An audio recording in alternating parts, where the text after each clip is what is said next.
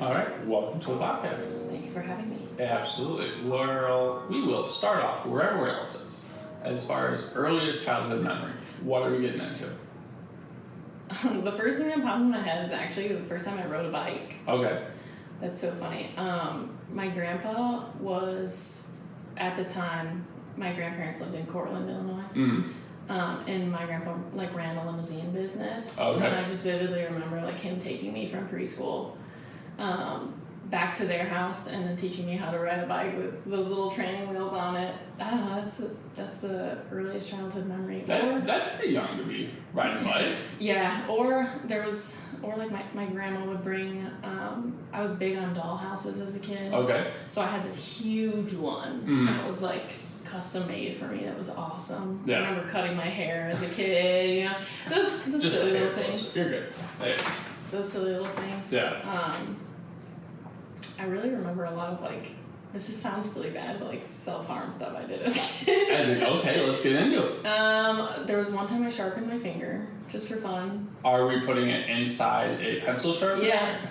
One of the handheld ones. That's so silly. I shoved a pencil in my chin once. Wait, hold on. How did the finger sharpening go? I don't know. I just grabbed it and I just did it. It was Yeah. an impulse thing, I guess, as a kid. I don't do any of that now. Well, did it sharpen your fingernails? Did you start bleeding? What's going on? Yeah, I literally stuck my finger in and I twisted it. I know, isn't that crazy? I think about it back now. I'm like, am I crazy? Well, we'll see how things turned out. We'll check back in. Yeah. The pencil through the chin. Obviously, a lot of thoughts going around that. What inspired you to that action? I grabbed a sharp pencil, I looked at myself in the mirror, and I just shoved it up my chin. Did it go through? Yeah. Wow. I don't know if I still have it, but there might be I don't know. Can you see it? No. Good, it's gone. Okay, healing powers. You were just checking to see if you're a superhero. Yeah, I was just making sure I was alive, making sure I could feel. See if that all works out. So you said your grandparents were around a lot as a kid. Was that, were your parents working a lot, or were they just close by? They were close by, but also my parents both worked full-time jobs. Okay. So I would be with my cousins and whatnot on both sides of my family. Yeah. My dad's side, I didn't really have a ton of cousins. It was just me and my brothers. Mm-hmm. On my mom's side, I had two cousins who were around the same age as me. Oh, that's fantastic. So I have a cousin that's the same age as me, and then one that's a couple of years older than me, and she just had a baby. So that's really exciting. We're all growing up. It's so funny, but yeah, I spent a lot of time with them. Yeah. My mom's mom lived in Clare, which is, I don't know if you know that, where that, it's a really small municipality, but she had a little farm town. Oh, lovely. Yeah, so we would always hang out in the backyard, jump on a trampoline, ride four-wheelers, this, that, and the other. Yeah. Just be kids. Absolutely. No technology. It was great. Yeah. What would you say? So my daughter's 3.5, and we're always trying to emulate that childhood. Mm-hmm. For you, how much did you look forward to just being let free into the backyard? Oh, I loved it. Yeah. It was just being out in nature and hanging out with friends and family members and stuff like that. I mean, it's funny to look at how kids are raised nowadays with the amount of technology that are around, and thinking about when I have kids, how am I going to handle that? Yeah. I think it's important, but also it really spurred my development and my motivation as a kid to just explore. Mm-hmm. Yeah. Even as an adult, I have a device on me all the time, but it gets to a point where it's so mentally taxing that I'm on it all the time, and I'm all right, I need to go step in some grass with no socks on. Yeah, go for a walk and just actually let my mind wander. But as a kid, no, I loved it. Yeah. And it was great to have peers around me the same age to do it not alone. Mm-hmm. I mean, I remember playing BB guns with my cousins and shooting slingshots. Yeah, I do that, or making mud pies and just playing in the backyard, and I don't know, it was just so fun. Yeah. As an adult, I wish I could do that too. I mean, now I have money, so I can do all those fun things. So yeah, it's nice. It's just it's interesting because I feel it's hard to find that I don't want to use the word safe space, but a place where it's safe for the children to be. Yeah. Because I live here. There's probably around 500 or some houses, and on the Facebook group, they're like, oh, these kids are riding their bikes around like in the road, or they're riding too fast. I'm like, they're kids. Yeah. Like it doesn't seem like there's a lot of places right now where there's even sidewalks that are going to get you to where you want to go. It's an interesting thing. It's like, oh, let's all go out to the farms. And then beforehand, it was the farms, you want to go to the suburbs and the cities, and then you made it. Right. And now everyone's trying to head back out. Yeah, it's nice too, though, because I grew up in a very small town. Yeah. There wasn't a lot of people around, but my grade school at the time was like a couple blocks down from my house. Oh, great.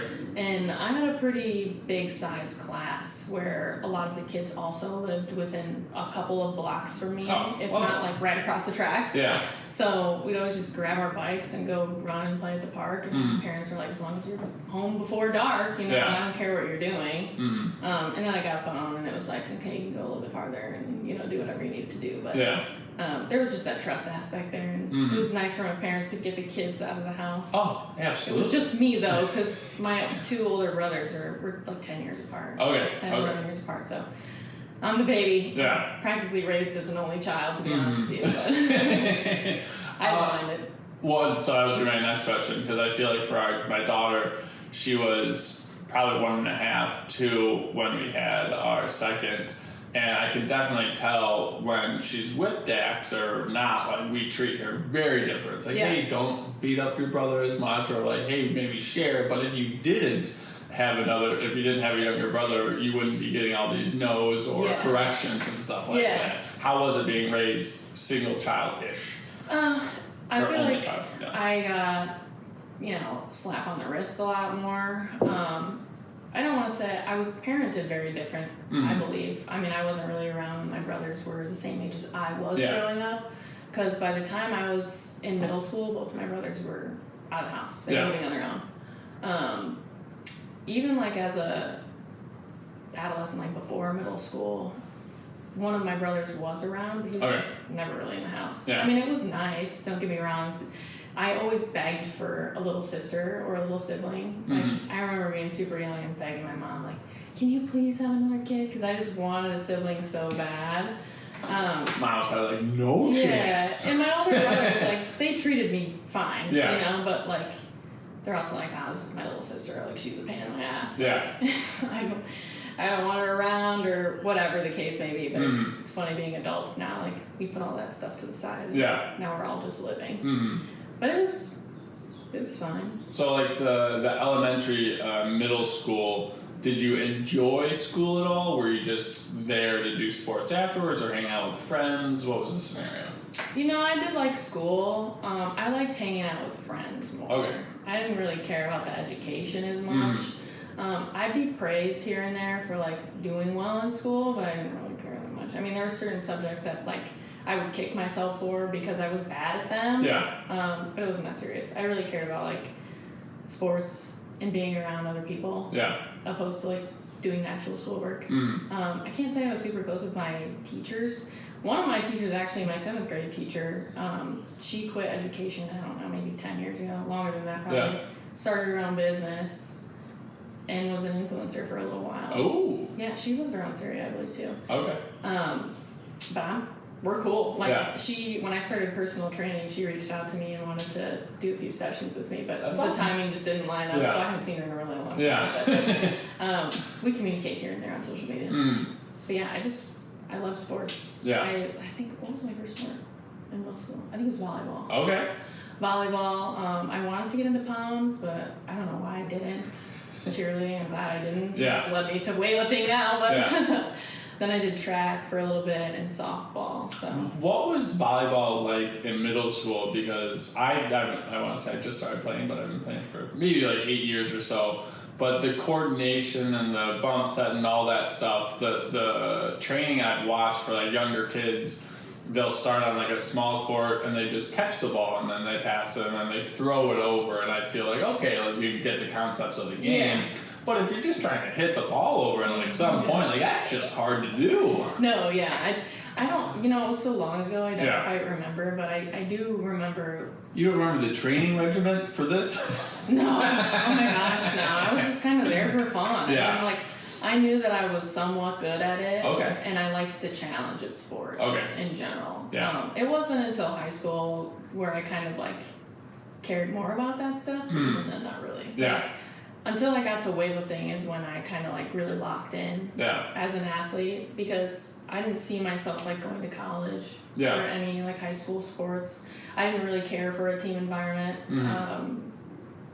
back then. And I also didn't do like travel stuff. So it's not like the coaches really paid much attention to me because I didn't have that year-long experience in the sport. But so heading into high school, did your parents have like a trajectory for you? I remember everybody around us was like, "Oh, you go to college, then that's going to pay for, or your job afterwards will pay tenfold. So you got to go to college." So immediately, the track was just like figuring out which school do you want to go to, which classes. I'm like, I'm 16. I'm not even 16 yet, and we're on a path that I don't know what we're doing here.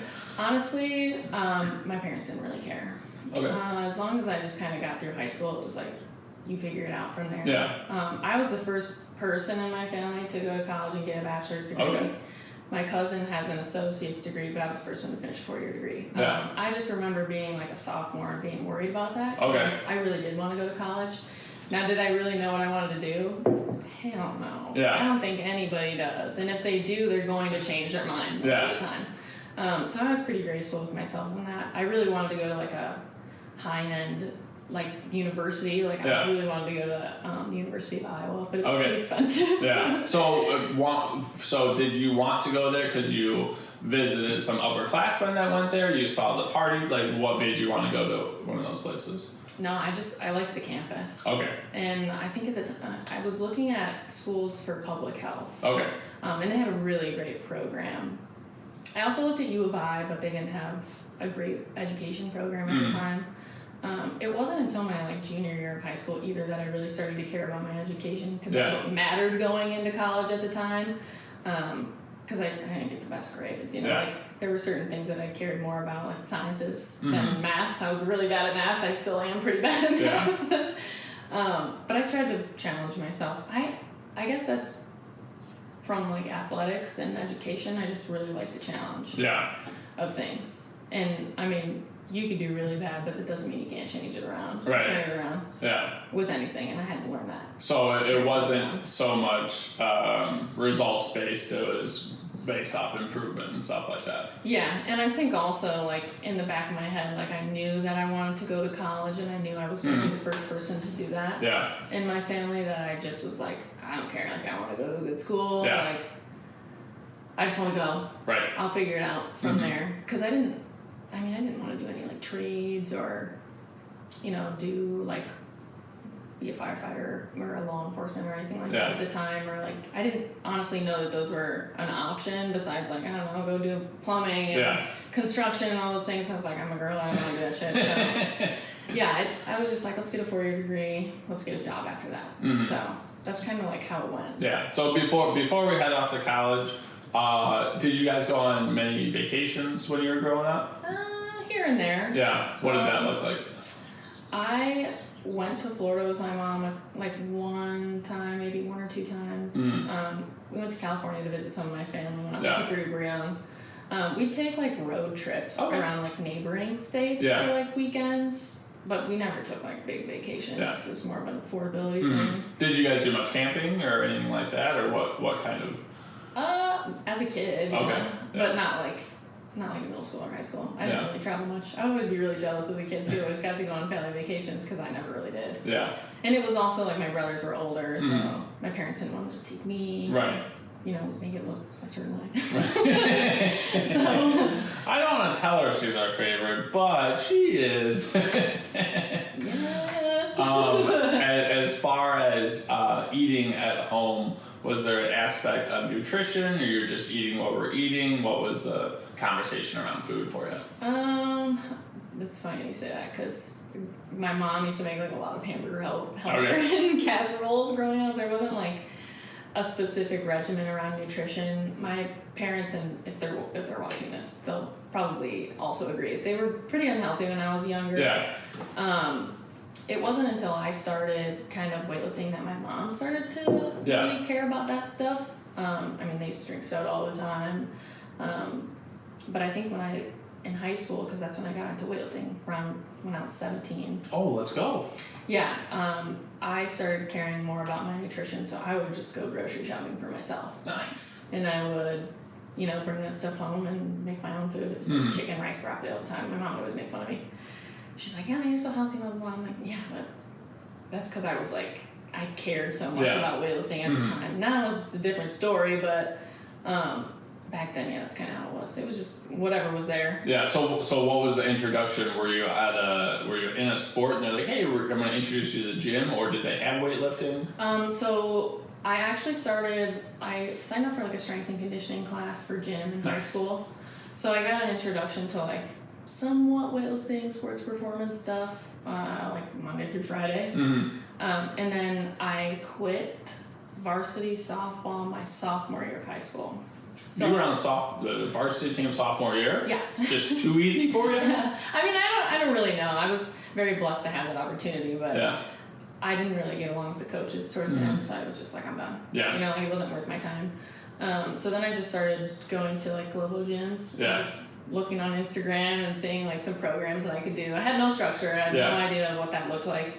I was just choosing stuff to do because I was told by my strength and conditioning coach at the time that I was, really strong. Like I was motivating other girls in the class to do better and lift heavier, and I thought that was fun. Yeah. And then I joined like the track team every once in a while for their strength and conditioning stuff. Yeah. And the coach at the time was like ex-military. He was super hard on like the girls and the guys, and I loved it. Yeah. I just absolutely loved it. So one of my friends at the time, she was doing sports performance at a gym, like a private gym, right down the street from the high school, and she's like, you should come in, like, we're doing Olympic weightlifting, you know what that is? And I had no idea what that was. I mean, I knew what power cleans were. I would do those in the strength and conditioning class, but didn't know what a snatch was, not much it. So I walked into the gym one day after work, it was probably like 5, 6, 7 p.m. It was late on a weekday, and I had met my first weightlifting coach. I power cleaned 65 kilos the first time I touched the bar. Wow, let's go. That's huge. Yeah, and I had never gone that heavy in like strength and conditioning class. I think it was 45 minutes, like there's no 65 kilos, is that around 135, if I can do math right? 137 and a half? Yes. Okay. Yeah, I think so. I don't know. I don't know. It's funny because now I work in pounds. Yeah. I'm lifting at a CrossFit gym. Yeah. So I have to do the conversions all the time. But I think you're right. Yeah. We're around there. We're around there. I think it's like 145. Okay. Maybe. Yeah, something around there. So someone can do the math. So when you I had 2 questions. It's the math isn't math. All right, you keep going about your first introduction. My brain got confused. Too many things going on. That's okay. So like when I met my first weightlifting coach, they were like, "Oh, you'd be really good at this." Blah blah blah. I was in the gym for, I think, quite a bit of time. Like I wasn't there for like an hour. I think it was way longer than that. And they were like, "Yeah, you just sign up for a month. Like." You'd be really good at this, and I was like, hell yeah, now I have something on my schedule. Yeah. Like, I feel dedicated to something, and I was new to it, and I was with a friend. Yeah. So I signed up for a month, and I was like, why am I only signing up for a month? It's kind of weird. Come to find out, like a couple weeks later, my coaches wanted to move from that gym and open their own. So they did, which is completely fine, but I just remember after school. You smelt it right away. Yeah, after school and after work, I'd go into the gym and just be there for like 2 or 3 hours. Yeah. Like learning movements. Yeah. And I loved it. It was amazing. A challenge. Yeah. And it's funny to think back on it too, because I had pretty bad experiences with coaches here and there in team sports, which is why I really don't care for them. Yeah. That I was like, I'm never going to be a coach. And now I'm a weightlifting coach and a personal trainer, and I love working with clients. One-on-one. If you don't mind sharing, what were those experiences? It was kind of what I touched on before, like because I didn't do travel sports, they didn't see me as like good enough to play all the time. Yeah. And I've had interactions with coaches that are they're very aggressive, and the way that they coach may not be the way that like another athlete would appreciate it, if that makes sense. I don't know, it was just so long ago I put it way Yeah. back. No, that's fine. I mean, the interactions I have had with really good coaches, I'm still really close with to this day. But you know, coaching's not for everybody. Yeah. And it really boils down to like why you get into coaching. Mm-hmm. You shouldn't just do it just to do it. Yeah. And sometimes I feel like people were doing it just to do it. Yeah. So, Well, and I think a lot of people, first off, don't take like a census of what a good coach is. They're like, oh, my coach used to yell at me. I took it fine. I'm going to man up and just hear what he says and not listen to this guy just being a dick because this is the only tool in his toolbox. right. It's this, I mean, might get some heat here, but it's the same as like if you hit your kids, that's generally the best tool you have in your toolbox. So that's like, I understand why you're doing it. It doesn't mean that I agree with it. Yes, it is working, but how is it affecting it? And Right. most of the people I've had on here that either quit their sport or changed or whatever it was just garbage coaching. Yeah. And they're like, and it's very interesting because I wanted to coach my daughter in like 3 to 4 year old soccer. Yeah. I'm like, all right, I got these training programs. We're gonna keep it super fun. We're gonna keep it happy. I'm going to tell the parents they can't say anything because that's what's going to ruin everything. And then there was 2 coaches, 2 actually high school varsity coaches that ended up they responded faster on email. I'm like, no. Yeah. But my wife, when I was there, she'd just see me like when someone would say something, I'm like, it's okay, like. Yeah, I don't necessarily fault like my high school coaches per se for anything because you know. Some of them were doing it for a very long time, and some of them had different experiences. Absolutely, 100%. Coaching, you know, where they were coaching. It was just me too, also not being like mature enough to be like, okay, this is why they're choosing to do X, Y, and Z, or choosing specific players too. Because, I mean, I don't agree with the power dynamic in coaching of like picking and choosing necessarily. I think you should treat all athletes the same. Mm-hmm. But I mean, I also get, like, if you want to play your best players to do well, but you should also be putting the time and effort into the other players who are on the team, just in case those players can't play. Well, and I think if we look at, like, development, most of the people aren't going to the Olympics or professional and plus you're probably just not that good of a coach anyways. It's not. And it doesn't need to be this like the best impact you're going to have is on that child's life. Correct. I had, he was the ex-strength and conditioning coach for the New Zealand All Blacks. So, like, he went to, I wanted to say the Super Bowl. It wasn't what it was. It's not the ship. What is it? 4 Nations? Nope, don't even remember what it's called.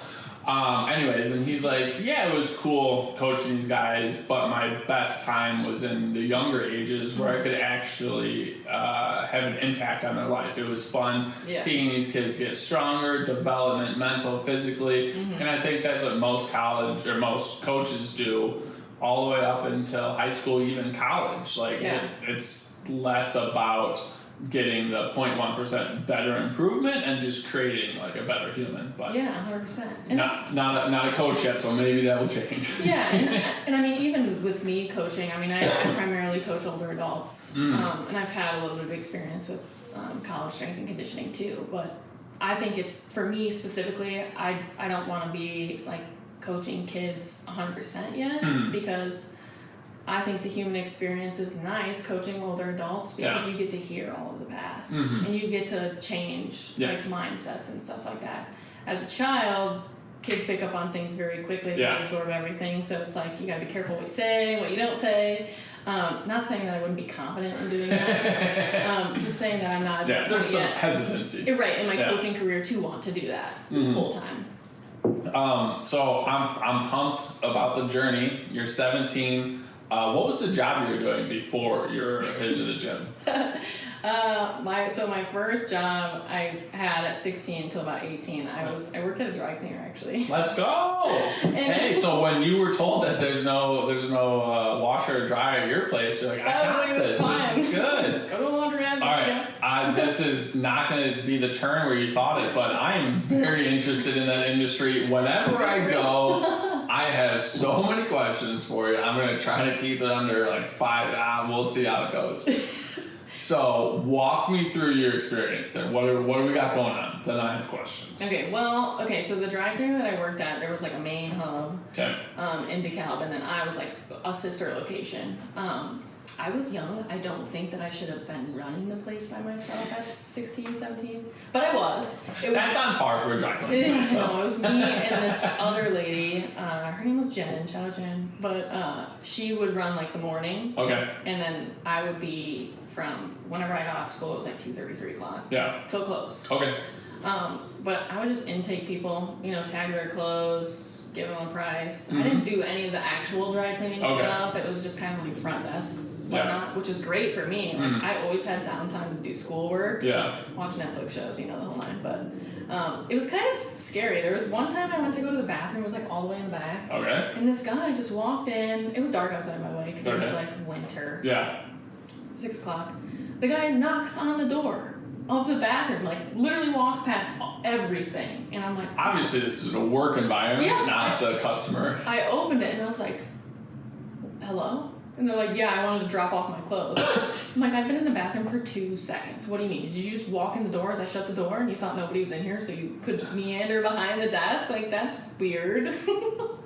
But that was the only, like, dicey situation that I got into. There would be people that would be pissed about, like, not being able to get their clothes on time. I'm like, okay, well, you didn't pay for, like, the express. Like, there's nothing that I can do, so don't yell at me. Yeah. Like, take it up with the main office. I don't know what to tell you.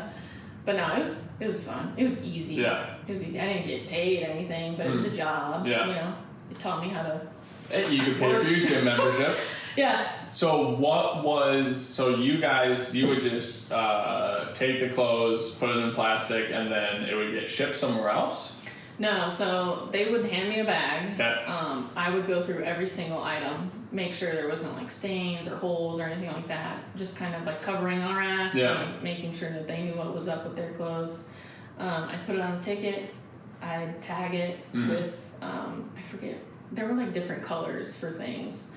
And then I'd throw it in a dry cleaning bag and somebody would come pick it up. And it would get done at the main place. Oh, okay. And then when it was finished, a couple days later, we'd have to sort it, and then we'd put it on the, I don't know what those things are. We'll go with carousel. Yeah, one of those things. Yeah. I'd shove it on there, and then when people were ready to come pick it up, I'd grab the ticket, make them pay. And gotcha. So you didn't have all the fragrance, you didn't have all the toxins that were probably just leaking. No, thank God. Leaking everywhere. Yeah, it was super chill. Yeah.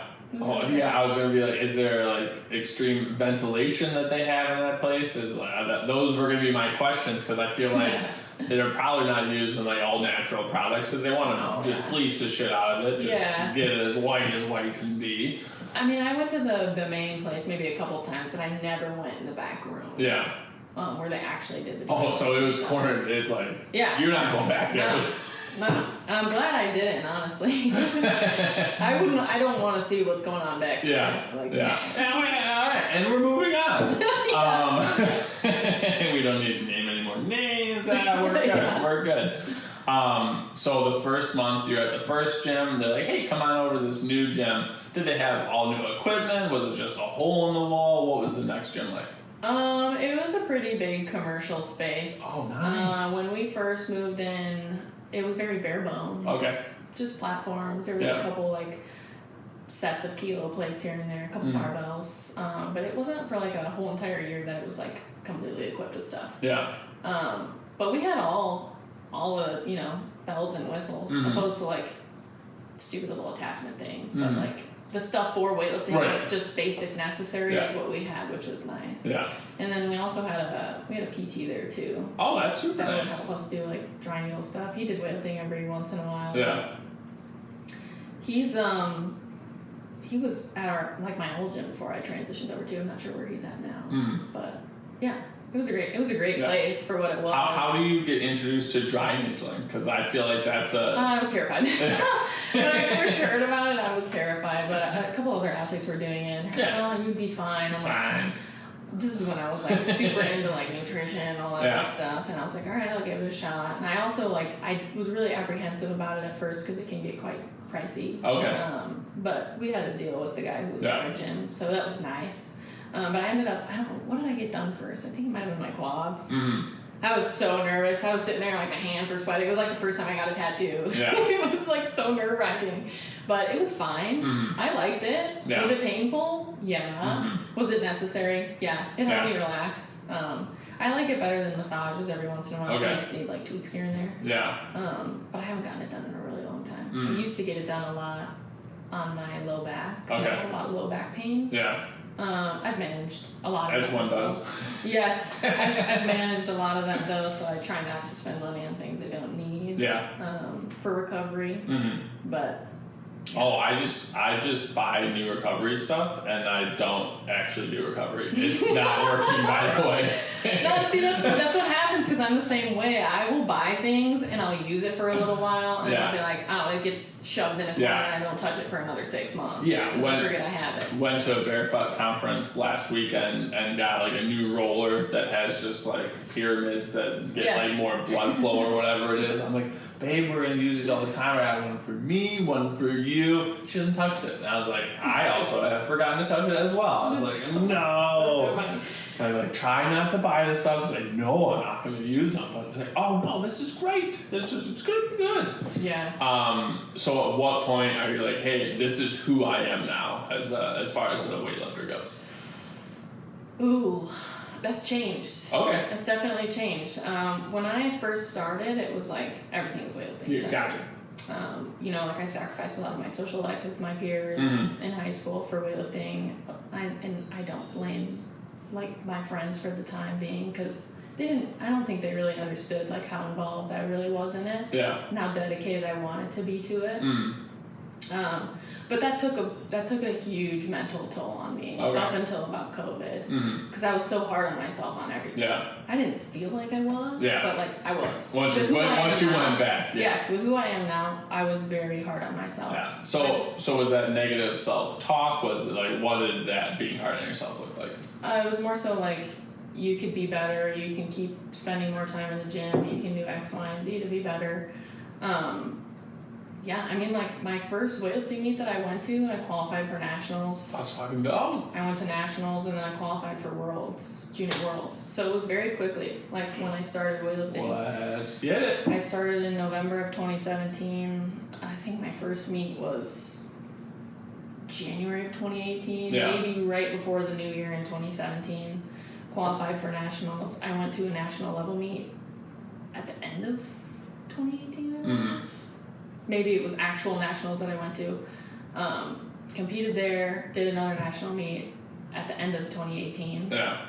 That's when I qualified for Junior Worlds. We were in Florida. I remember that. I think I did like an 80 kilo snatch and a 106 clean and jerk. And I was 18 at the time. So I was like, after it. Yeah, I was pretty close to like. If I was your coach, I would have been like, yeah, look, this is just what we're churning out these days. Well, and I think that's another part of the reason why I was a little bit hard on myself was because my first coach was like, dude, you're good. Like, keep going after it, you know, and my volume was insane. Like, my program, if you look at my program from when I first started weightlifting to now with the coach that I have. We think you're Russian? Completely. Oh, yeah. And I mean, as one should when you first start a sport, you're trying to get into it. I mean, volume is important to get the reps down and the technique down and all those things. But for the age that I was at and what my life was like, I don't think I should have been training as much as I was. Yeah. And I think I should have had people tell me to slow down. Yeah. I don't know if I'd listened. I don't know if I would listen. Well, at least give it a shot. Right. Like, I was a kid at the end of the day. I was still in high school. I was going to college. I had a job. I had all these other things going on. Like, my lifestyle couldn't do weightlifting full time, and I was doing weightlifting full time. Yeah. And that's kind of like my mindset shift over COVID. You know, like I had to switch that up. Like, I love training. There's been times where I've wanted to retire here and there. Like right before Junior Worlds, I wanted to quit. Yeah. I was done. I was burnt out. I was not really getting along with my coach at the time. And I just felt like my environment heavily affected how I trained, which it did. Yeah. I didn't really let that stuff kind of sink in until like a couple years ago. Yeah. I didn't really notice like how bad or like how an environment really shapes performance. And it does a lot. And it didn't really come to my senses until a few years ago. Yeah. But so let's rewind just a hair, then we'll revisit that. Yeah. What was it like winning just consistently putting up huge numbers, and like, would you say, oh, I'm just lucky? This is just like, how do you handle victory like that? It was, I guess I handled it pretty well. Like, Okay. I don't want to say I like gas myself up all the time, but like people would always tell me I was good, and I try to be very humble about it. But definitely when I was younger, I let it get to my head a little bit. Mm-hmm. Don't get me wrong. I think. Well, I'd say the weightlifting community is very, at least the small amount I've been around with CrossFit, is very supportive. Like, oh, like she can lift, like she can move heavy ass weight, like that's fucking cool. Like I feel like that, and just hearing that stuff all the time, I feel like, oh, this is great. No, it was awesome, and I handled it really well until I started to really focus on social media. Okay. And I was following everybody else who was also really good. Right, that's the problem with social media. That's right, and comparison is the killer of performance, you know, at the end of the day when you're an athlete. And that's all I was doing. Yeah. Because that was around the time that I think Kate, I don't know her last name now. I'm awful. She started getting really good at weightlifting. Okay. And I was like, dang, like I should be doing this. Did she come from something else? Was she big, like... I think she was a gymnast, I'm pretty sure, before that, but I don't know. I think she might have done CrossFit before. I don't remember. I've detached myself from a lot of weightlifters in the last couple of years for good reason. Yes. Nothing bad, just for my own well-being. Absolutely. But yeah, like there were girls in my weight class that my coaches would be like, you gotta put up this number, like this girl's doing this in training because she posted it online, and I'm like, okay, like I'm gonna try, like I can't. So when you're working with a coach, are they working for success at that next meet? Do they talk to you, hey, in 5 years, is like, oh, if you want an Olympics, we only need 5 pounds a year? Like what is the conversation with coaches, and how do you figure out what you're working on? I think in the beginning it was very performance based. Okay. It wasn't necessarily like what I wanted to do. Mm-hmm. It was more so like, oh, they think I can do this, like whatever, I'll ride that train. Yeah. It wasn't until like recently, like my coach now, Kyle, with 1440. I'm pretty chill about it. Like I don't really care. If I show up to a meet and I do well, I do well. If I do bad, I do bad. I don't. Mm-hmm. Would it be cool to like go to another international meet? Yeah. Do I have aspirations for that? Sure, but that's not on the like forefront of my brain. Yeah. Just because if I put too many goals or expectations on myself, I start to decline because it's all I'm thinking about. Yeah. So. And does decline look like you're just exhausted, not hitting the numbers, or just mentally just worn out? Mentally worn out, definitely. And also, like, if I'm not hitting the numbers, I'm gonna be like really upset with myself, you know? Yeah. Like, now I think that would change because I have a different outlook on goals, but I try not to set them and just do what I can. Yeah. As far as those international or nationals goes, what is it like competing with other people that are also strong, if not stronger, just being around that community? Oh, I love it. Yeah. At the beginning, I would get like super nervous to go to meets. And there was one meet I remember, it was like at the beginning of my career, and this was before I had transitioned to Forza, and I had one of the coaches that I was training with. No. It was a weightlifting team. Oh, okay. Since then, it's kind of broken up into a couple of different teams. Gotcha. But this was like maybe 2019, 2018. But my coach at the time, me and him were sharing a platform with Shelby Flug and her coach at the time. And I remember I just felt like I did like a really, really bad performance. I was crying. I was having like a panic attack. Yeah. Her coach sat me down and was like, dude, this is how weightlifting is. Like, you can be hard on yourself, but you got to keep going. Like, this is not the end all be all. Mm-hmm. Like, keep showing up. You're going to be an amazing athlete. And that was really nice to hear because I was just like, it was so easy to beat myself up if I did poorly, as you know, anybody does. Oh, absolutely. You do one screw up and it's like, oh my gosh, the world's ending. Yeah. So as like an 18, 19-year-old, you know, like weightlifting was my life. Yeah. So it was really hard to be kind to myself. But no, that was a great change. Now I love weightlifting.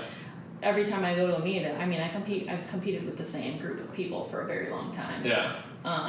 Which is nice. That's fun. Yeah, because I get to see people that I don't see regularly that are, you know, from across the country. Yeah.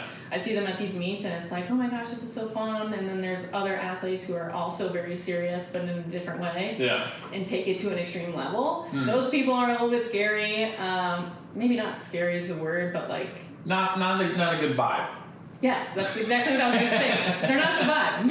They're not the vibe. I like to show up and have fun. Yeah. And I think that's what weightlifting should be. Unless, you know, like you're trying to go to the Olympics and there's like a different end goal for that. Yeah. But even then, like you can't be serious all the time. Yeah. Because then that's where it starts to be like the mental burnout comes, the physical burnout comes. Yeah. Like, I'm not doing well in this block, like this training block. Like, how am I ever going to improve? And you're just getting that bad cycle of like negative self-talk, like we talked about earlier, and just like focusing on like, oh, weightlifting is my life. Yeah. There's other aspects to life than a sport Right. in general, and that can be hard when that's all you do. Mm-hmm. So you're lifting, you're going to these competitions, and then you're also going to school at the same time? Yes. How are you handling that? Great question. I've always been the jack of all trades, it feels like. Yeah. I'm very much so a person that likes to keep myself busy. Okay. So, like, even when I started in high school, I had a job, obviously. I was in school. I went to college. I started serving. So I was serving all the time. Give me best and worst experience while serving. Oh, shit. Well, I love interacting with the public. Okay. That's one of the best experiences. You know you're a server when you say the public. Yes. I mean, there's people that I love to see and there's people that I hate to see all the time, you know? But at the end of the day, I love connecting with people and just chit-chatting with them. I love being busy. Okay. Which is, again, why I've always been busy doing weightlifting and a bunch of other shit at the same time. But worst experience, I guess, like, sometimes people just don't get it, like the service industry. So like having people berate you every once in a while is kind of like, which is wild. It blows my mind. My dad wanted me to like return an orange juice once or like, whatever. I'm like, I don't like that doesn't sound right. And like he's very respectful, funny. He's and just like when you say like something is wrong, I'm like I don't even like that's. Thank you for bringing me whatever you wanted to. Like that's fine. Yeah, that's how I am too. Like being like now I've transitioned to be a bartender, but like I don't know, I love it. I mean, it's really made me question like how well I handle difficult situations because some people are just like. We'll just put the word silly. You know what I'm saying? Like, sometimes you just have to sit there and be like, okay, and then turn around and be like, what the fuck? Like, what that? Like, especially when we're busy, this drives me insane when I'm serving because I don't really ever go on the floor anymore. I'm usually always behind the bar. But this even happens at the bar. They'll like get a soft drink. They'll take 2 sips of it as I'm running around. Mind you, I probably have like 8 tables. Not like they know that. Yeah. And they're like, can I have a refill? Your glass is full. I'll give you a refill when it's at the bottom and you have nothing in there but ice. That's what I tell my daughter. She'll have a little bit of it, and she's like, I want more. And when you finish that, you will get more. I want more. Yeah. Finish that. I'm like, if you're asking for a cocktail or beer, I don't care. You can double fist that all day long. But a soft drink? Yeah. Come on. Not for me. Yeah. So when you're in school, automatically freshman year, did you know what your path was going to be, or how did that develop? So yeah, I mean, yes and no. Like, I talked about it with my coach before I even went to college, my first weightlifting coach, because I was like, I don't really know what I want to do. I wanted to do like biology or like mycology and study that kind of stuff. What's mycology? Study of mushrooms. Oh, let's go. Yeah. So, wait, hold on. All right. How did that how was that introduced into our life? Vice.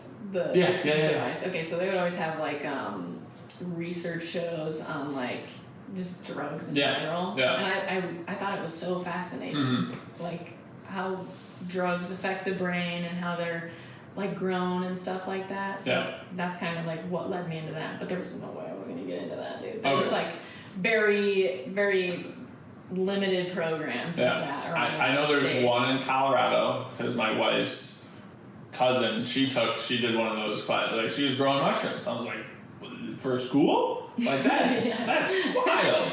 Yeah. But that's pretty cool. That was an option that you're thinking about. Yeah, it was just like a general interest. Yeah. And it's funny because I did want to do some sort of drug prevention and public health and do epidemiology and stuff like that.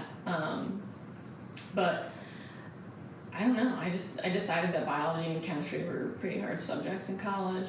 Well, I dated a girl and she did, I want to say, it's not even green.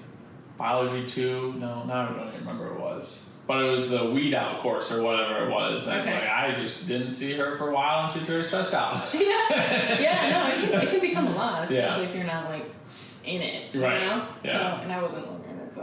Mm-hmm. And I don't know. I was just like, maybe that's just a hobby. I like to like learn about that stuff. Yeah. Maybe it's not something I actually want to do. So, or like microbiology. I was really interested in that for a little while, but no, I decided to do public health. I think because I got introduced to the thought of epidemiology at the beginning. Public health has got to be a wild topic to learn about.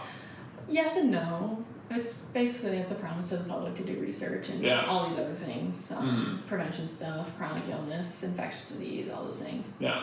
I loved the infectious disease part of it. I really wanted to do something in that, but couldn't find an internship. What part about it did you love? Viruses, actually. And then COVID hit, and I was like, I don't think I want to do this at all. In and out. Partially because a lot of that has to do with politics. I mean, you can tell that with COVID, right? Like people getting the COVID shot and X, Y, and Z, and like right wing, left wing, and their own opinions on it. I don't think it should ever be like centered around that public health in general. I agree. But other people have different opinions. I think everybody has the right to their opinion, of course. But when it comes to like the health and wellness of everything, I think there's a different story on that aspect of it. Like, man, there's a lot of things wrong with me. I can sit here and talk about with you all day long. But and I would say to the main thing I usually like to point out, like whenever I would talk to a prospective client or just someone in general wanting to be healthy, they're like, all right, what's the 2-day program I want? Like, what's the specific eating and so on and so forth. I would be like, hey, here's this episode of this girl. She started weightlifting. She loved it. Didn't know exactly what she started going to the gym. And she was looking up stuff on Instagram that she started loving and enjoying. And just doing that exploration. Like you shouldn't start off doing the perfect thing because it's probably not going to be perfect. It's not going to be enjoyable because you're not really learning too much. You're just like, here's my sets and reps. You don't want to stray too far from it because you're like, oh, this is perfect. I got to stick with this. But I think following someone's path and like taking your time to learn and grow is leads to a much better chance of being healthy.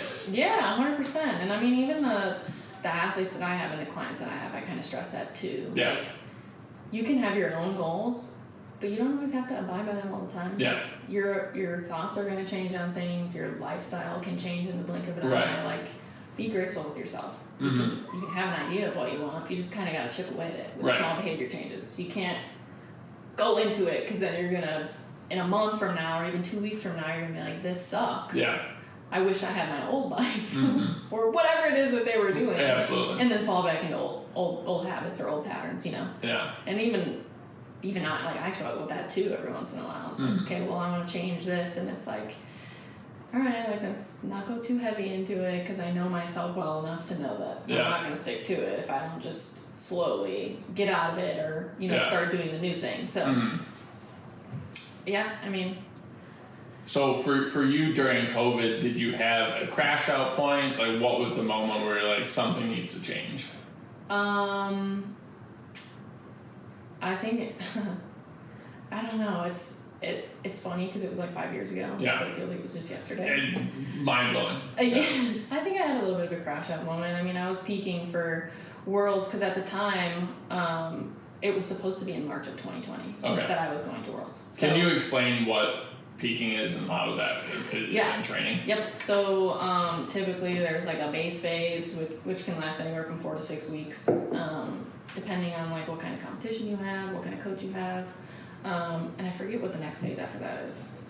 But there's like another phase in between the peaking phase. Peaking is like right before a competition when you're just kind of going heavy. Okay. Like basically like all day, every day. Oh, really? Depends on your coach. Right. Now, not necessarily for me, but when I was at that period of time, it was going heavy a lot. Yeah. And it was very taxing on my body. I would literally eat, sleep, train, go to work. Yeah. 5 days, 6 days a week. But at the time, it was like right before March of 2020. So like COVID technically got introduced to everybody in like November of 2019, Yeah. and then it kind of spread. So it was like a week or two before we were supposed to leave for Romania that we got an email. I was in the gym, and Yeah. I was with the technical director who, before that time, was just, he was just helping me out with Yeah. stuff because he's around the area. Later became my coach. We can get into that. But Yeah. he got an email and he was like, dang, they canceled Worlds. And I was like, damn it. And that was the last year that I was a junior. Okay. So they rescheduled it for the next year, but I had aged out. Okay. So I wasn't able to go, which sucked. Yeah. I have like there's like a whole letter I wrote myself when that happened, like during COVID, because I was like going through it with weightlifting. That's impressive that you wrote yourself the letter. I think that's very Yeah. cathartic to do that. Yeah, I mean, like, it was a reflective thing, Yeah. like, you've done so well up to this point, like, don't beat yourself up, keep going, kind of thing. Because that was around the same time. When I got my letter to go to Worlds, I had left my first coach. Okay. I had stepped away from him for a couple of reasons, but I just felt like I needed somebody who was a little bit more in tune with weightlifting and willing to put in the time as just a coach. Okay. Was it your ex-boyfriend? No. Oh, okay. No. But he was one of my coaches, yes. That's like 4 coaches down the line. We can also get into that too. Yeah. But I left him as a coach. I had no idea what I was going to do. Yeah. So I don't even want to call me an assistant coach. It was one of the owners of the gym at the time from the original location. He ended up just programming for me for a little bit. He was going through some personal things. Yeah. So like when I'd get off of school, he'd be there for an hour and then leave because of certain people in the gym. Yeah.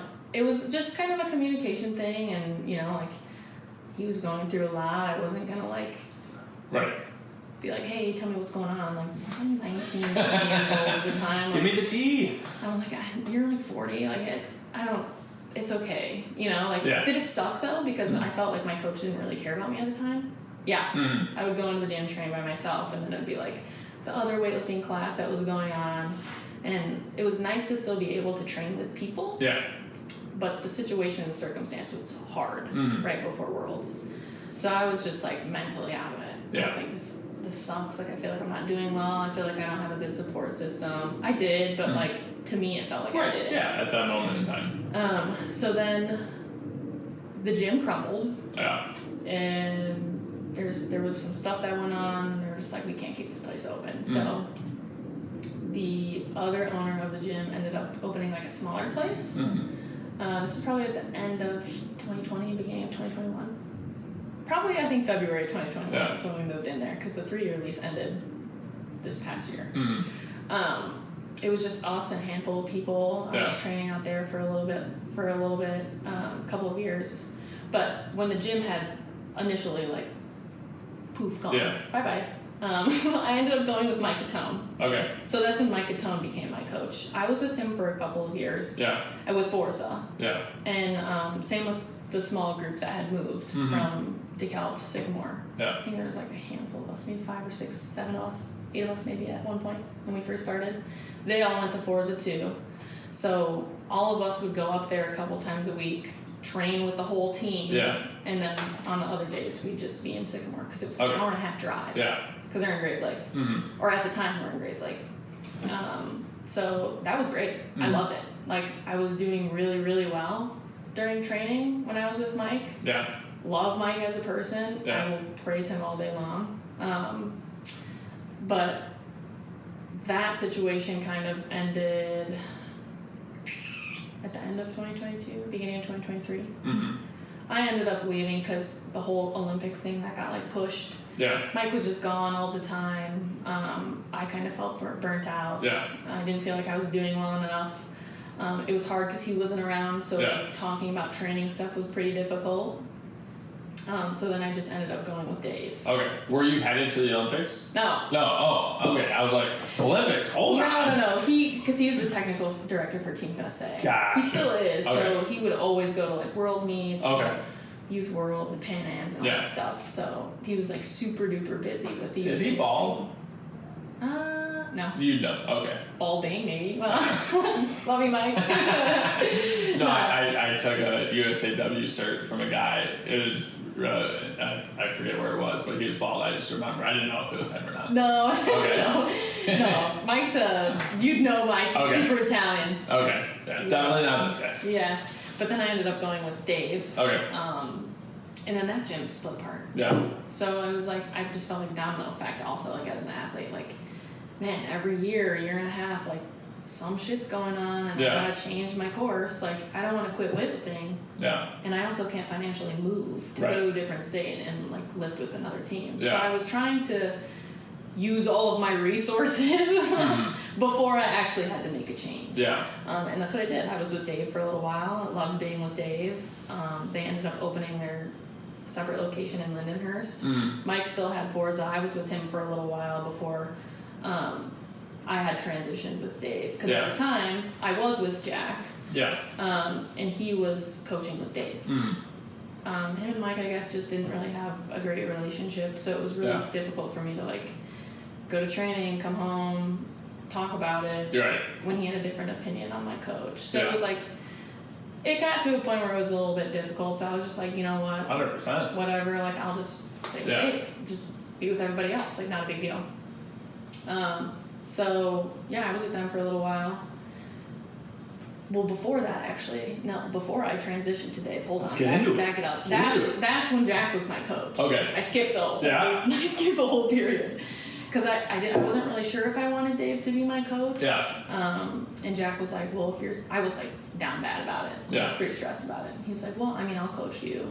Because I was also at a point where like I didn't want to pay for programming because I just felt like I couldn't afford it. Yeah. You know, like we were splitting bills, we were doing all the whole nine. So he was like, I'll program for you.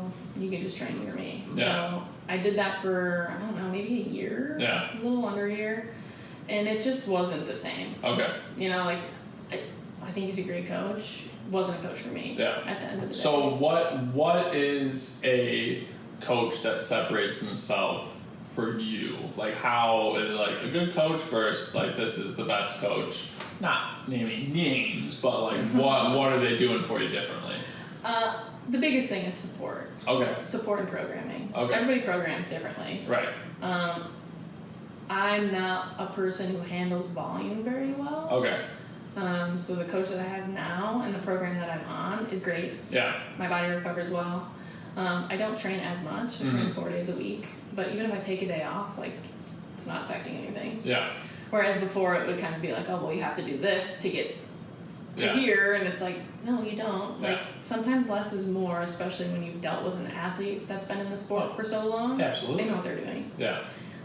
It's more so just like keeping the motivation high and checking in and, making sure everything's good. Yeah. Well, I mean, inside the gym and outside the gym. I'd say most professional athletes that are in season, they have their game, we'll just call it football, on Sunday, and then they're spending 95% of the rest of the week just trying to recover. Yeah, to perform peak for that, and then they take off. They go to Disneyland. They're off for a couple of months, and then they're like, "All right, you're gonna come back and be the best athlete in the world at your sport." Well, yeah, and with traditional sports too, it's a little bit different because they have their normal team trainings, they have strength and conditioning, they have technique work with one-on-one coaches. Yeah. So they're doing a lot more than like, I guess, quote unquote, what a weightlifter would. Right. Like, we're in the gym for a couple of hours. We have to do our own recovery on our own time. We have to figure out our nutrition on our own time. Yeah. But in general, like, I don't know. Like, the coaches that are super aggressive, I don't fare well with either. Do they? So I coached at a CrossFit gym for like 2 years, and a lot of my coaching was like, "Hey, we're gonna work on this, either elbows or position. Look at this, like the basic stuff." Do they still give you helpful cues? Oh yeah. Really? Okay. Oh yeah. Yeah. And that's what's nice about, like, I've had several different coaches, is I think also coaches that are very knowledgeable. You don't have to be knowledgeable in everything. Yeah. But specifically in what you're doing matters. And if you actually show compassion and you care about your athletes and you want them to do better, it's not just you sitting in the corner watching your athletes do it. You have programmed for them. It's like, and you don't need to give cues all the time. But it's also reinforcing good technique and like all these other things. Like, hey, you did that really well. Like, or let's work on this. Like if you have extra time, like I see this is wrong, like let's fix this, or you know, like let's put a little bit more time into X, Y, Z, and just having that like good rapport with them, not just showing up because you're there to coach. Right. I was never very good when I coached at the Olaf in Batavia at like the rah-rah, like getting super excited. Yeah. But now that I have a kid, I was like, I try to get as excited as I can, and it's just like, oh, like maybe I could have done this. Yeah. And it's just like, if I said, hey, that was a really good job, like that was the tone I would say when someone like hit a PR, like I wasn't like, I was like, oh, maybe a little bit more excitement would have been okay. No, yeah. Well, and I'll say this too, like I don't get super crazy excited like when people do things, especially in weightlifting, like when I coach weightlifting, because I think it's very important for athletes and weightlifters in general to be composed. Yeah. I think when you get that aspect, and everybody's different, when you get that aspect of like, you know, it's really hard for them to focus. Yeah. Especially for me, so I try to be a very calm coach. Yeah. Or when I'm trying to give technical cues, I try to be very calm about it. Mm-hmm. I'm not like, oh my god, that's amazing, you did so good. I'm like, give me a fist bump, that was dope. Yeah. Like, do it again, you know? Because I train with two guys, they're CrossFitters. Yeah.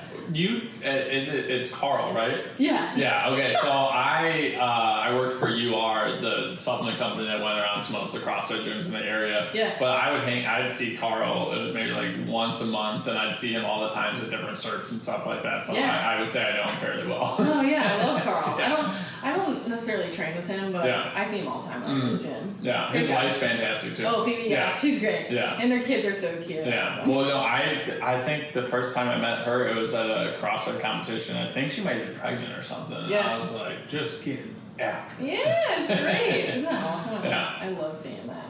So do you train out of that gym, or like how did you progress from you found a new coach after Jack. Awful names. No, you're good. And then you get a new coach and you're going to a different place, or like what was the move there? So Jack and I had a sit down conversation. I just kind of told him, I was like, I don't think this is working for either of us. Yeah. I need something different. And that's when I decided to actually reach out to Dave and say, Dave, like, will you coach me? And he had said for a long time before that, like, he'd love to have me as an athlete. Yeah. And I absolutely love Dave. I have nothing bad to say about Dave whatsoever. But I was with him for a while, maybe like a year and a half. And then there were some things that had happened. I don't want to talk about it. That's fine. It wasn't my experience. Everybody has different experiences with people.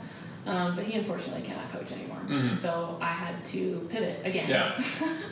Which was at the end of last year. I had to get out of the gym that we were a part of. Relatively recent. Yes, very recent. I had to get out of the gym that we were in because the lease was up in like January. Come to find out, like they stayed there for a little bit longer. I did too until I could actually find a place to leave. But Jack and I were not on great terms. Yeah. Because I was trying to be like, hey, like wherever you go, can we maybe work something out where I train there too? I have no idea what I'm gonna do. Right. And it was kind of like silence. Yeah. And he wasn't really getting along with the owner of the lease, I guess, at the time. Yeah. There was just a lot of drama going on in the background. Yeah. So it was like an environment I didn't want to be in, and it was like, okay, well, do I want to stick around these people? Like, I just feel like it's all negative, and I'm tired of being around that. This is not the vibe. No, because I've gone through it 1,000 times. Yeah. Like, I can't, this is so taxing on me to just keep going through these negative experiences of like, a gym's closing, gotta go to another coach.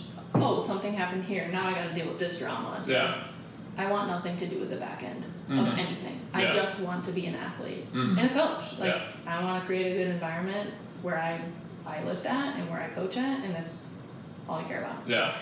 So I remember moving my equipment out of that gym, and I brought it to my parents, and I was like, man, I don't know what I want to do. Like, I couldn't pay for my weightlifting program on top of another gym membership. Right. That's like over $300 a month. And I was not willing to do that.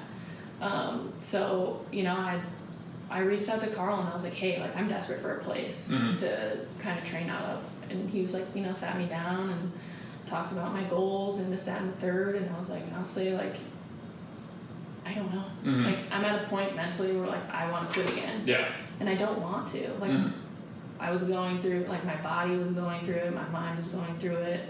Like, this past year is the first year I've lived on my own. Like, Jack and I obviously aren't together anymore. We're together for 4.5 years. So, like, changing that whole dynamic was very difficult, and trying to fit weightlifting into that was very hard, because I wouldn't, like, leave my shit at the door and go to the gym. You know, there would be many days where I'd be crying in the gym by myself, which is fine. I mean, kudos to me. I kept going. You know, did I want to? No. Did I do it because I loved it? Yes. And it's exactly what I did. So Carl and I worked out a deal where, you know, like, I would use the space. He was very kind about it. Yeah. And I would coach weightlifting classes. So that's what I've been doing since January, and it's been a great change, honestly. Like, I was very apprehensive at it at first, because, you know, when you do anything for the first time, you're always going to be nervous. Yeah. It's until you start doing it where you get comfortable, and that's kind of where I was at. Like, I would train in this small space, like on a separate room in the gym for a little while, and then, you know, I would get to know members here and there. And again, this is relatively very recently, so a lot has happened in the last almost 6 months. But I would take a couple CrossFit classes here and there, because I wasn't sure if I wanted to continue weightlifting. Yeah. And I was like, I don't like this CrossFit shit. Like, I'm not Where's my chair? Yeah. Sit down. No, seriously, it's so funny. There was one time I was training, and Carl was like, you should get up and walk around. I'm like, no. No. I'm sitting for my 2-minute rest, and I'm going to go at it again, okay? Yeah. I'm not going to get up and tire my legs out. So, yeah, I did a couple classes, and I liked it for a little while. The first time I did a CrossFit class, I gave myself cardio-induced asthma. Perfect. Let's go. Send it. Well, would you know what the workout was? It was just... I don't even remember. I think it was box jumps and, like, power cleans, maybe, like, back to back. Perfect. Maybe that was a different workout, but I'd done a handful of them. Yeah. But I was like, man, I'm not ready to transition to CrossFit, because people are like, oh, you're really strong, like, you'd be really good at CrossFit. And I'm like, I don't want to give up weightlifting. After I did the first couple of classes, I was like, you know what? I'm going to find a new coach. Yeah. I'm like, I don't want to give up weightlifting yet, even though I said I was going to retire. Like, I was telling people, like, before the year ended, I was like, I'm going to retire. I have nowhere to go. Nowhere to go, don't have a coach. Like, I'm shit out of luck. Yeah. And I just decided, like, you know what, like, let's reach out to Kyle. Yeah. I didn't even really research any gyms at all. I wasn't going to go back to Jack or ask him to program for me. And I wasn't going to go back to Mike either, because he was too far away. Yeah. So I reached out to Kyle, and we had a conversation, and it went really well. Yeah. He's a really chill coach. Okay. Programming's been great. The other day we were on a call, and he's like, you know, you might be one of the easiest elite athletes I've ever dealt with. And I was like, is that a compliment? Like, that's great. I'm like, I'm trying to be very chill. Like, I've gone through a lot of my weightlifting career. I'm not saying, like, I'm super elite, but like, I've been in it long enough to, like, where my numbers show that, you know, I put in dedication and time and effort, and I love this sport. So, like, I'm going to do it until I can, you know? And even when there's days where I want to quit, the time, that will pass. So what's the conversation that you have with yourself? Is it when we're getting out of bed, or at what point do you hear in your head, I want to quit, and then what's the steps afterwards? I think I wanted to quit because I felt like I said, I had nowhere to go. Okay. And it wasn't like the motivation to find where else to go. It was that I just felt like I didn't have the support to try and figure that out, besides myself. And it was really hard to conjure up the courage to be like, all right, it's you against the world. Nobody else can back you up. Like, figure it out. Yeah. And I was just like, you know what? I don't want to quit. Yeah. I was like so devastated that I had to. I remember I filmed myself after I took the gym equipment out of the gym, and I was just kind of like talking to the camera, and I was like, this sucks. Like, I have to say goodbye to the environment and the people that I've known for so many years, not on my own terms. Yeah. And I think that's, like, I had to reflect on that for a little while, because I was like, I don't want to quit because of this. Right. Like, I have the option to figure it out, so I'm going to figure it out. Yeah. And I mean, it didn't happen overnight. Of course, it took a couple months. Yeah. If anything, like, the time off of not weightlifting was great for me. Yeah. Because I did a local meet like with unit. Okay. So Jack's team, Shelby's team, and like everybody on that team, the team that I was a part of before, shit fan. And I just showed up, and I was like, I haven't been training for 7-8 weeks because I had also went to Thailand in October. Okay.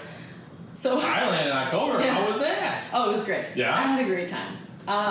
If I went back though, I'd get first class seats because sleeping on an airplane not in first class sucks when you're on an airplane for like 14 hours. yeah, I'll do it. But no, it was great. I had an amazing time. It was great to experience the culture. But I came back and I was going through some personal things, and it was really difficult for me to train. Okay. I was almost using training as like a harming activity almost, because I was like, man, I feel like shit, I'm gonna go make myself feel more like shit. Yeah. I wasn't doing it for a good reason. Yeah. And then I was like, you know what, I gotta stop. So I didn't train for like 7 weeks. Okay. Showed up at this meet and I hit 90 kilo snatch and I cleaned under 110. Is that close to what your number? Well, like, it sounds like that was fantastic. Relatively, yeah, those are both like 90%-ish lifts. That's huge. The 90 especially for not even lifting for 7 weeks. The 90 kilo snatch I hit at nationals last June. That was the first time I hit 90 in a competition. That's awesome. That was like the third or fourth time I've ever hit 90 in general. Just sense it. Yeah, and I was like, that was when I was like, I'm not stopping. Okay. There's no way I'm quitting. Yeah. If I can take this much time off and still perform very, very well under really bad circumstances in my mind and my environment, I wonder what it's going to look like in 6-7 months when I have my shit figured out again. So that's kind of when I reached out to Kyle and I was like, dude, I just totaled 200 kilos and I like wasn't even training. Like, I didn't even have a coach. Like, I just showed up and did what I needed to do and then left. Yeah. And I was like, this is great. Like, maybe I need to just chill out on life a little bit and like enjoy what I'm doing and like not pay too much attention to like what's going on in weightlifting and like try and control as much as I can control in my environment rather than like, oh, like all this drama's coming from behind my ear and I'm going home to it and then like it's just a revolving door every day. It's like something revolving around weightlifting. Yeah. And now that I don't have that, and it's like I just get to go to the gym and train. Yeah. It's fine. Like I'm doing great. Yeah. Like, I PR'd my snatch. I've PR'd so many things in the last couple of months, which is so crazy because a year ago it was like I was in a totally different boat. Right. A year ago, and it's good to feel good again. Yeah. Not saying that I could feel bad again in a couple of months, but like right now, I feel very calm, very mindful about like everything that I'm going through, and I try to be very graceful. Like if I have a shit day in the gym, like okay, like let's reflect on it. Yeah. Let's not hold on to it, but like what went bad? What did you think go bad? Were you just tired, or were you nitpicking everything? Yeah. Or on the good days, like what made it go good? Yeah. Was it because you just showed up and didn't really care about anything besides like lifting? You weren't paying attention to like your form or anything like that? Or was it the people who you were around? You know, like I don't know. I've gotten to a point where it's just like show up, do what you can, leave. Well, self-reflection, I think, is a wild concept, and I didn't know when it became a thing, because I thought just like your feelings are your feelings, and things happen just because they did, and it's like, oh, let's talk about it and think of why it happened. Like, what do you mean? It just happened. I can control these things. No, yeah, for real. It's a hard thing, and that's why like even looking back on when I moved my stuff out of the gym 6 months ago, like I was so sad. Yeah. You know, like I just felt like I was closing a chapter that I wasn't ready to close, but I felt forced to. And that was because that's what I felt. Right. That's not what the actual situation was. Yeah. I didn't have to close that door if I didn't want to. I felt like I had to because that's where my mind was at the time. And I'm glad that it didn't turn out that way because I'm doing really well. Yeah. And I love the people that I train with. I love the gym that I'm at. Yeah. I love working with people and coaching my athletes. Like, things are going really well. Yeah. And I think it's because I finally got to put my foot forward and decide on what I wanted to do.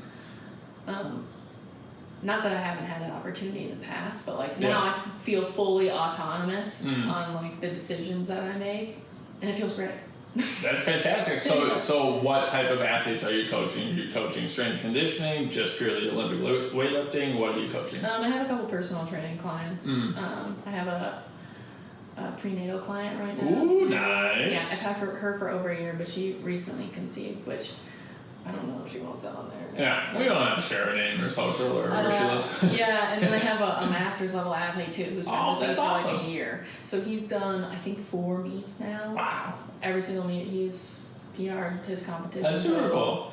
Yeah, and it's funny to see like from when they first start until like now, because he's a completely different athlete than he was a year ago. And I think development is insane. Yeah. Even like for an adult, you know, like I try to stress people who learn weightlifting that you're not going to learn it overnight. It's so technical. And it's frustrating. It's going to be hard. You have to just keep chipping away at it. And you have to be compassionate with yourself.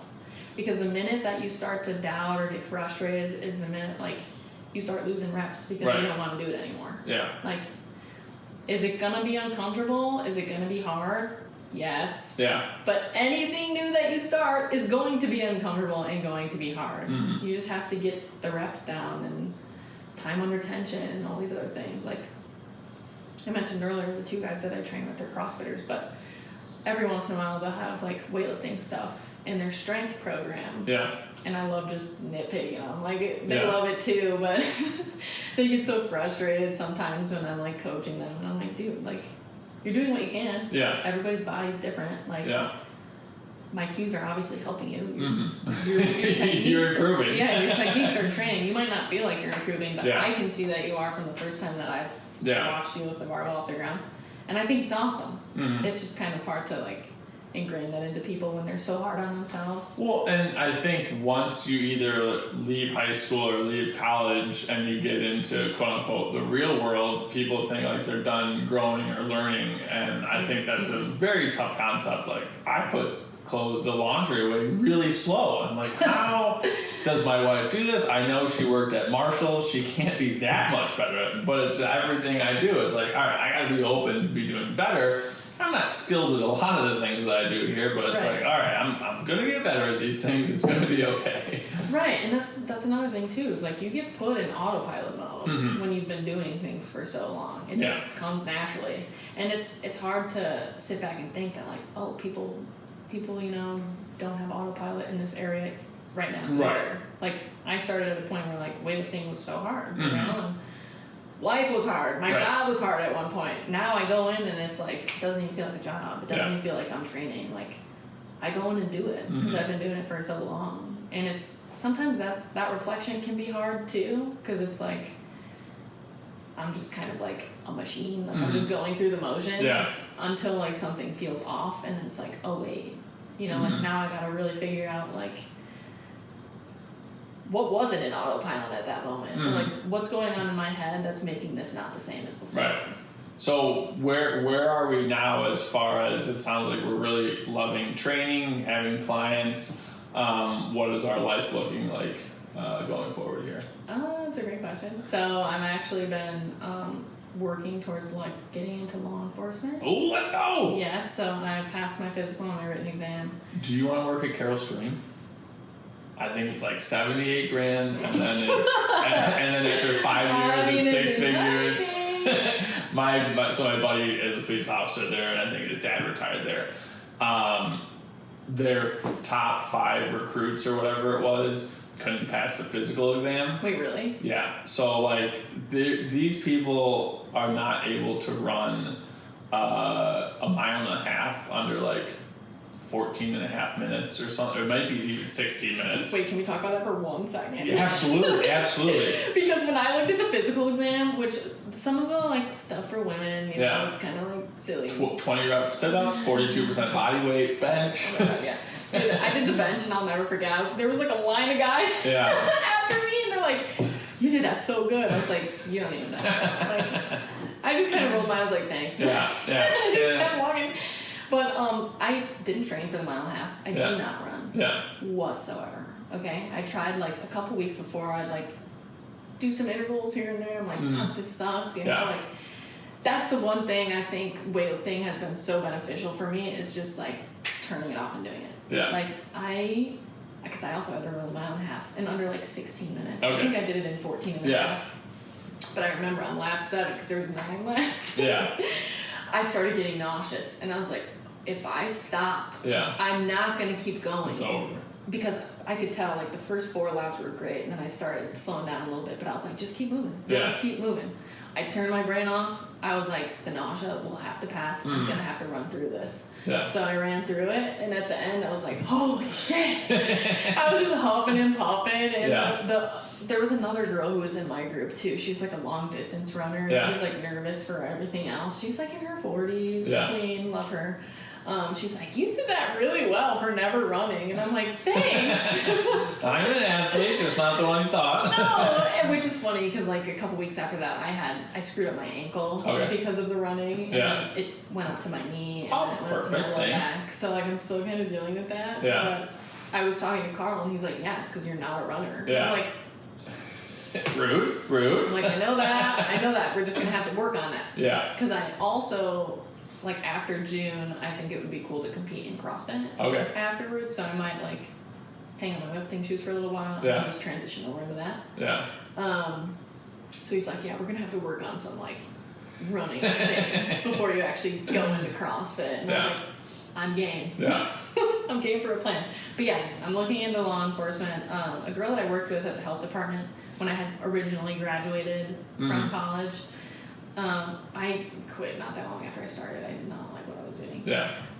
Also wasn't getting paid jack shit. So I was like, Sounds like government. yeah, I'm like, I'll go bartend and make twice the salary. Yeah. So whatever.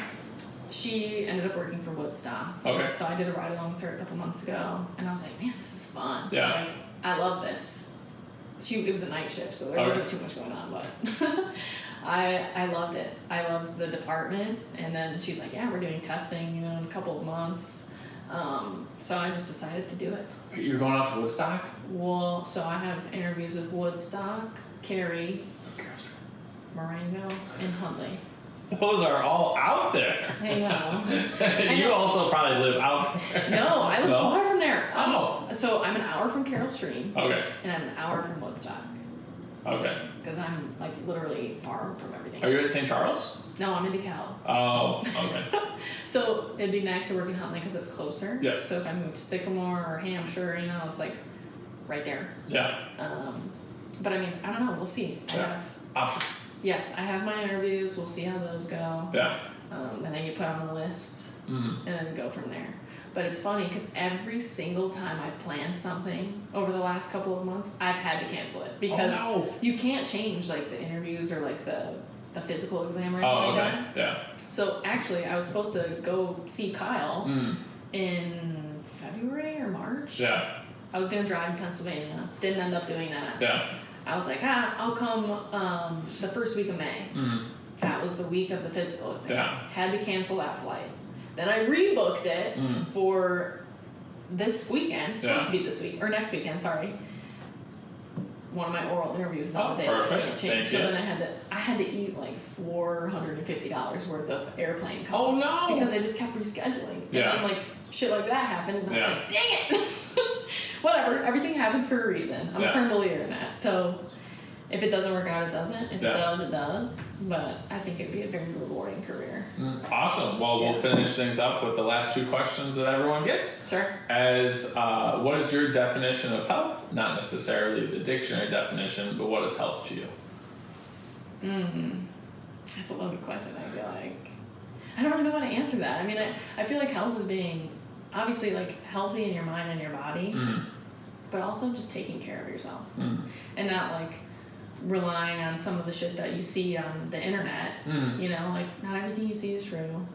So whatever works for you is what works for you. I mean, you as a person know what's right and what's wrong. You know the things that you ingest or you don't ingest that are good for you. You know that things are naturally healthy and unnaturally healthy. But I mean, just kind of giving yourself grace and like allowing yourself to cheat here and there, but also like just being mindful. For a loaded question, you answered that pretty well. You think so? I thought that You was think really so? good. I thought that was great. Just being mindful of your choices, you know? Yeah. And then what's something from your life that you think people listening to the podcast would be able to take away as a positive? Just keep going. You know, stop and smell the roses every once in a while. Mm. It's very easy to get caught up in the mundane tasks of things, but there's also a lot of beauty and a lot of grace that can be given through all of that. You know, it's sometimes it's hard to sit and be grateful for certain things that you've gone through or certain experiences that you've been handed. But I think it's great to reflect on those things and try to do it often. Yeah. Just so you know what your purpose is going forward. There it is. Thanks so much for coming on the podcast. Thank you. Absolutely. It was a pleasure.